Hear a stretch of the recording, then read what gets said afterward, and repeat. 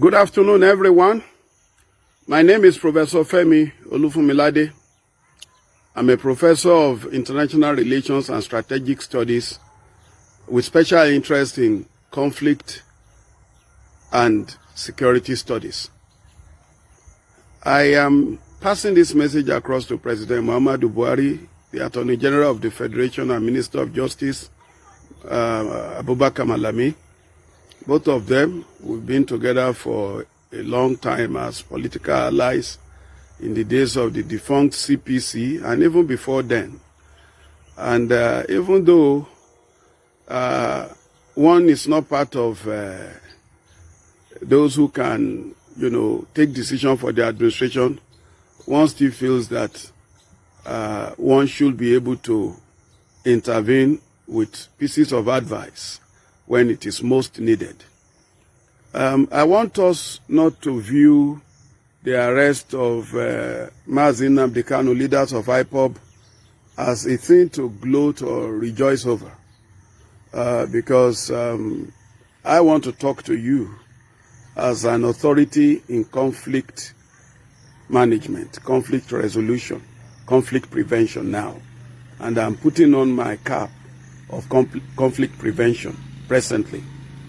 The Mazim Nnamdi Kanu, who was taken to custody, who later jumped bail, and now lately arrested, is not the same Mazim Nnamdi Kanu of old. The Mazim Nnamdi Kanu in custody right now is one who embodies the hopes and aspirations of thousands, if not millions, of Igbo youths who are ready to follow him to any length. And we have seen how he's been able to magnetize them to himself. Whether you believe in the logic of the cause he is advocating for or not, the fact remains that he enjoys a huge followership that are consequential as far as peace and harmony, particularly in the southeastern part of Nigeria, is concerned. So I will want to plead with the authorities to be magnanimous in victory in quote, and to go beyond that to see how a window can be opened for dialogue, so that whatever the grievances of his followers are, you will be able to resolve it amicably.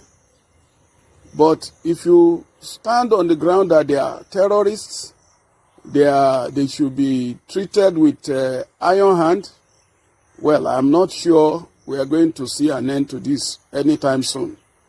Because from my observation of the type of crowd he attracts, it's quite electrifying, it's quite magnetic, and they are overwhelmingly large. And I don't see them just running back into their cocoon now simply because he's been arrested. So I would rather plead that the federal government uses this opportunity to portray itself as one that can apply what President Obasanjo called the stick and carrot approach, by saying, now, let us discuss what actually is your problem. I'm not talking of Nnamdi Kanu as a person, I'm talking about the collective of Igbo youths and Igbo senior citizens who are also quietly behind the scene in support of the agitation by the IPOB members. And I'm not talking about this alone. I'm also talking about Yoruba youths and elders who are also rooting for Dudua nation. And they run into their millions too. You only need to take a look at the crowd they draw each time they go on the street to protest locally and even internationally. So if anyone sits in a comfort zone and say, these are charlatans, these people don't know what, they don't matter, well, it's like postponing the evil day. Because the caliber of Yoruba people that I have seen coming out to protest locally and internationally include professors, lawyers, engineers, top medical doctors, some of them first-rate medical consultants. And I'm not talking of a dozen crowd or a couple of hundreds. I'm talking of thousands, particularly in Western nations.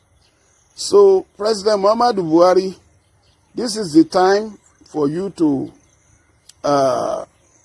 put any form of inhibition aside and open a door for dialogue. Don't let any of your aid, any of your assistants make this an occasion for passing across provocative messages on the social media. See what has happened to Nnamdi Kanu. You, his followers, you will see what will become of you. That will be terribly counterproductive. And I am not a soothsayer.